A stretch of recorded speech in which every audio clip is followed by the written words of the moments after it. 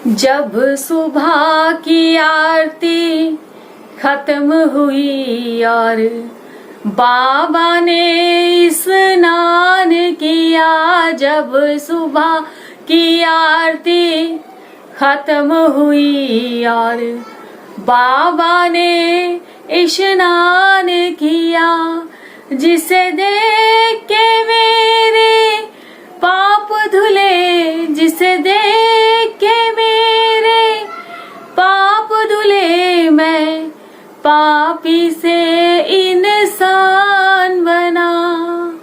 ओम साई ओम, ओम साई ओम। अनंत कोटि ब्रह्मांड नायक राजाधिराज योगीराज पर ब्रह्म श्री सच्चिदानंद सदगुरु साईनाथ महाराज की जय। प्रिय साथियों, कैसे हैं आप सब? आशा करती हूँ आप बहुत स्वस्थ होंगे, मस्त होंगे और हमेशा की तरह अपने बाबा के नाम जाप में व्यस्त होंगे। तो साथियों, आज हम बात करेंगे बाबा की काकड़ आरती की। बाबा की 4 आरतियां होती हैं, जिसमें से एक काकड़ आरती है, एक मध्याह्न आरती है, एक धूप आरती है और चौथी शेष आरती है। 4 आरतियां बाबा की शिरडी में होती हैं और जहां भी बाबा के मंदिर है वहां सब जगह 4 आरतियां ही बाबा की होती हैं। तो 4 आरतियों का अपना एक विशेष महत्व है। चारों को ही सुनने से बहुत सुख समृद्धि मिलती है, लेकिन इसमें सबसे विशेष है बाबा की काकड़ आरती, क्योंकि उस समय बाबा का मंगल स्नान होता है और मंगल स्नान देखने से कहते हैं कि बाबा मनवांछित फल आपको प्रदान करते हैं। बाबा से डायरेक्ट भक्त की बात होती है और जो नूर शिरडी में उस समय होता है उसको देखना भी बहुत बड़े सौभाग्य की बात होती है। तो जितने भी साईं भक्त शिरडी गए हैं वो जरूर काकड़ आरती उन्होंने जरूर देखी होगी। और जो नए भक्त हैं, जो शिरडी जा रहे हैं, पहली बार जा रहे हैं या जाते हैं लेकिन कभी काकड़ आरती में शामिल नहीं हुए, ये वीडियो उनके लिए है कि जब भी आप शिरडी जाएं तो बाबा का मंगल स्नान जरूर देखें, काकड़ आरती में शामिल जरूर हो। पहले सुबह 4 बजे बाबा की काकड़ आरती हुआ करती, 4 बजे मंदिर खुल जाता था और 4:30 बाबा की आरती होती थी। लेकिन अब ये कुछ समय से टाइम बदल दिया गया है और ये आरती अब 4:45 बजे मंदिर खुलता है और 5:15 बजे बाबा की काकड़ आरती शुरू होती है। तो काकड़ आरती का क्या मतलब है, उसका क्या ऐसा विशेष है?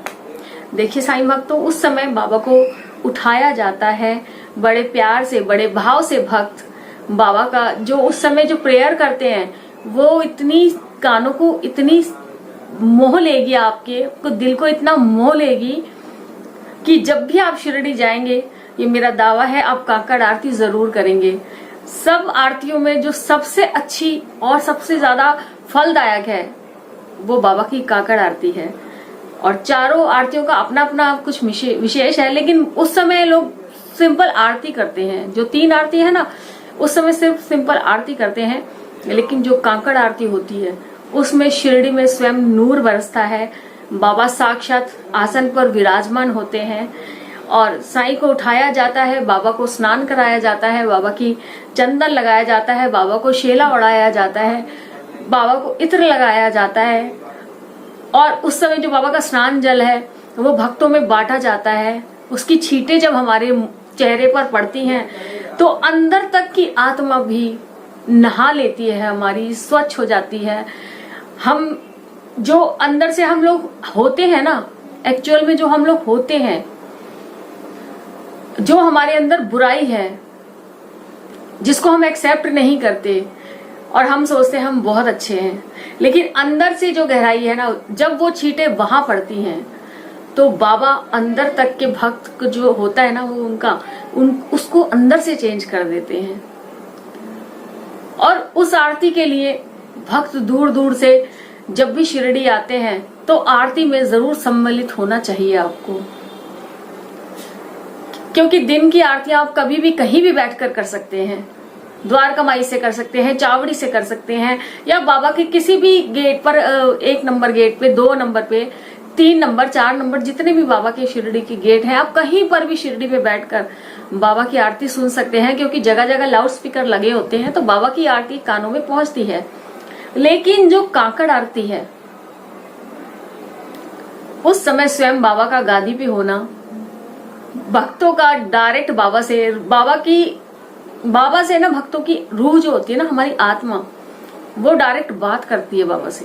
ना चाहते हुए भी आपकी आंखों से आंसू आएंगे, क्योंकि जो आपके अंदर की बुराइयां हैं उसको बाबा धो रहे होते हैं, और वो आंखों के जरिए पता चलती है, दिखाई देती है। उस समय जब बाबा को उठाया जाता है ना, तो जैसे सोने के बाद एक फेस आपने देखा होगा कि अलग होता है, हम लोग भी जब सोकर उठते हैं तो फेस हमारा सुबह सुबह के टाइम पर अलग होता है। तो ऐसे ही बाबा का चेहरा भी, जैसे सोकर उठते हैं चेहरे पर, आपको वैसे ही बाबा दिखाई देंगे चेहरे से।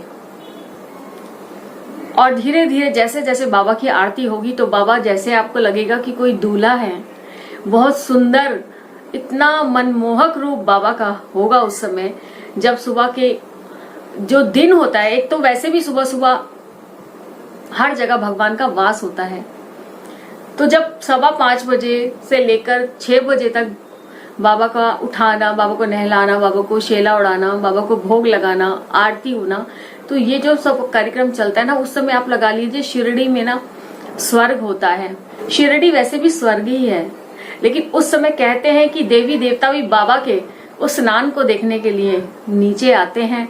साईं का दरबार लगा होता है, भक्तों की कतार लगी होती है, बाबा के जयकारे, और उस समय जो धूनी माई का प्रचंड रूप देखने को मिलता है, उसका तो मैं अपने मुख से कुछ कह ही नहीं सकती हूँ। जो मैंने फील किया है मैं आपको वो बता रही हूँ कि समाधि मंदिर के अंदर घंटों की आवाज, बाबा का जयकारे, भक्त तो पूरी रात जगे रहते हैं भक्त बाबा के दर्शनों के लिए, और जब बाबा का चेहरा सामने आता है तो वो पूरी रात की थकान भी भूल जाते हैं, और एक अच्छी सी मुस्कान, एक अच्छी सी स्माइल, एक अच्छी सी खुशी भक्तों के चेहरे पे दिखती है। भक्त अपने पैर उठा कर बाबा को दूर से देखते हैं। जो भक्त लोग बाबा को बहुत दूर से देख पाते हैं ना, वो भक्त ऊंचा उठ कर बाबा की एक झलक पाने के लिए कितना बेचैन रहते हैं। और साईं हमारे सभी को दर्शन देते हैं, बाबा सभी की आत्मा को तृप्त करते हैं। तो जो साईं की काकड़ आरती है उसका अपना विशेष एक महत्व है।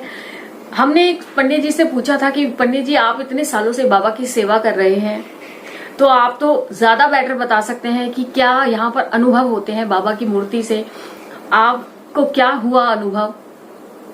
तो उन्होंने हमें बताया कि देखिए ये मार्बल की मूर्ति है, इटालियन मार्बल की मूर्ति बनी हुई है, और मार्बल देखो ठंडा होता है, लेकिन जब सर्दी के भरे दिनों में भी आप बाबा को उन्होंने बताया कि जब सर्दियों के भरे दिनों में भी बाबा का हम वस्त्र उतारकर जब बाबा को टच करते हैं स्नान कराने के लिए, तो बाबा का शरीर गर्म होता है, जैसे हम इंसानों का होता है ना, ऐसी ही गर्माहट बाबा की मूर्ति से मिलती है, बाबा के शरीर से मिलती है। और जब उन्होंने बताया तो हमारे रोंगटे खड़े हो गए और बाबा की ऐसे आंसू निकलने लगे। और मैंने कहा कि पंडित जी आप बहुत ज्यादा लकी हैं कि जो लोग आते हैं समाधि के दर्शन करने बाबा की, उसकी तो आप सेवा करते हैं दिन रात, बाबा के इतने करीब रहते हैं, तो आपसे ज्यादा कोई लकी हो नहीं सकता। और बाबा ने हमें भी अपनी शरण में रखकर इस जीवन को जो धन्य बनाया है, हम बाबा को कोटि कोटि प्रणाम करते हैं। लाखों हजारों करोड़ों बार बाबा के चरणों में हमारा वंदन है। और मैं बस साईं भक्त तो यही कहूंगी कि बाबा की काकड़ आरती आप जरूर सुने। जो सुबह का वो बेला होती है, जो सुबह का वो समय होता है, और साईं हमारे साक्षात सामने होते हैं और हम शिरडी में होते हैं, तो मैं कहती हूँ कोई किस्मत वाला ही है जिसे ये नसीब होगा। अगर आपके हिस्से में ये खुशियां आती हैं, ये किस्मत आप समझिए बहुत लकी हैं आप। अगर आपको काकड़ आरती मिलती है तो आप समझ लीजिए आपका शिरडी आना सफल हो गया है। बाबा ने जब डायरेक्ट बाबा से बात हुई तो कैसा लगेगा आप खुद ही सोचिए। जो कुछ है बाबा से उस समय बोल दीजिए। बाबा साक्षात विराजमान होते हैं अपने गद्दी पर, और बाबा वैसे तो शिरडी में ही रहते हैं, हर जगह बाबा है, वहां तो कण कण में साईं है। लेकिन एक होता है ना कि बाबा उस समय शिरडी में हमें मिल जाएंगे, है ना, क्योंकि जब बाबा थे तब भी बाबा द्वारका माई से लैंडी बाग से चावड़ी, और फिर वायु सेवन के लिए बाबा जगह कहीं ना कहीं निकल जाया करते थे। 3-3 किलोमीटर दूर तक बाबा चले जाते थे। लेकिन जब शाम का वक्त होता था, बाबा की आरती का समय होता था, तो बाबा अपनी गादी पे विराजमान रहते थे। तो सेम ऐसा ही काकड़ आरती के समय भी बाबा अपनी गद्दी पे विराजमान होते हैं। और जो सुख आपको मिलेगा आप भूल नहीं पाएंगे जीवन भर। जब भी जाएं कोशिश करें कि आप काकड़ आरती ले।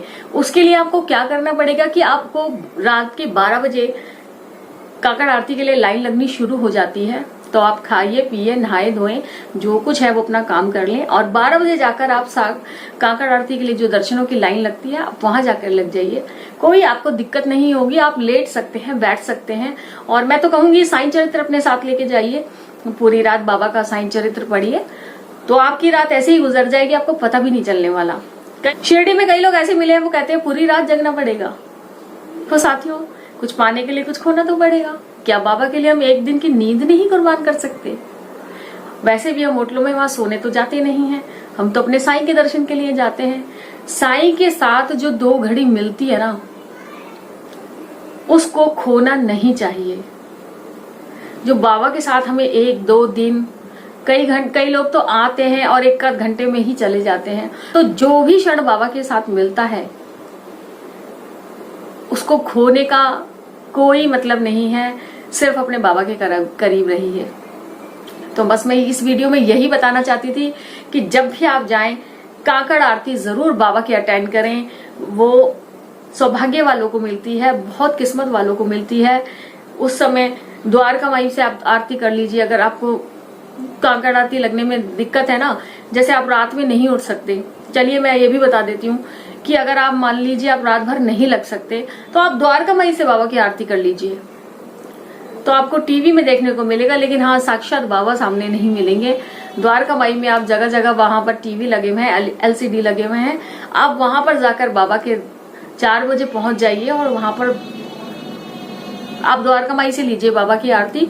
साक्षात बाबा की द्वारका माई में भी बहुत लोग बैठे होते हैं, और जिनको नहीं लग पाते या जिनको नंबर नहीं लग पाता, वो लोग द्वारका माई से भी बाबा की आरती लेते हैं। और उस समय जो बाबा की धुनी की प्रेजेंट होती है ना, वो पूरा दिन आपको नहीं मिलेगी, वो उसी समय देखने को मिलेगी। पूरी उस धुनी की लपटें आपको छत तक जाती दिखेंगी।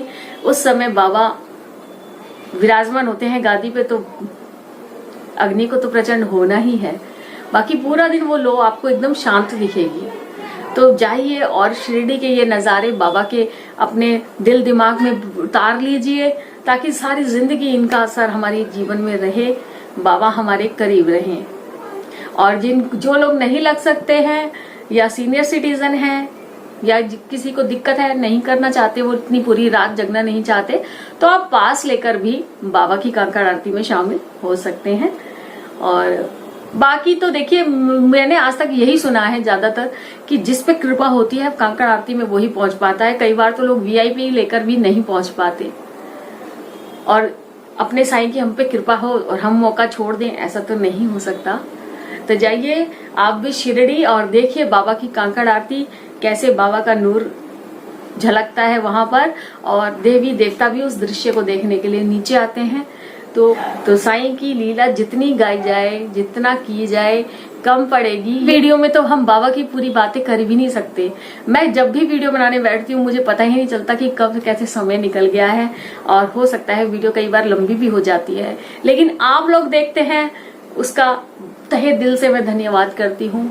और अच्छी लगती है आपको वीडियो तो आप लाइक भी करिए, शेयर भी करिए अपने मित्रों में, अपने परिवार में, ताकि बाबा का ये परिवार और बढ़े और हम सब मिलकर बाबा की आराधना करें, साईं की आराधना करें।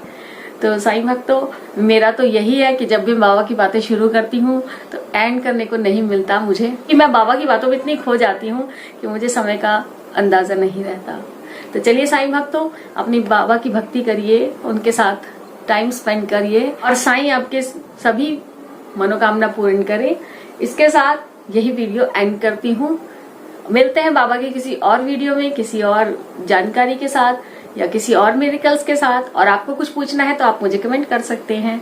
चलिए तब तक दोबारा लौट कर आए, तब तक आप सभी को मेरी ओम साईं राम, जय साईं राम।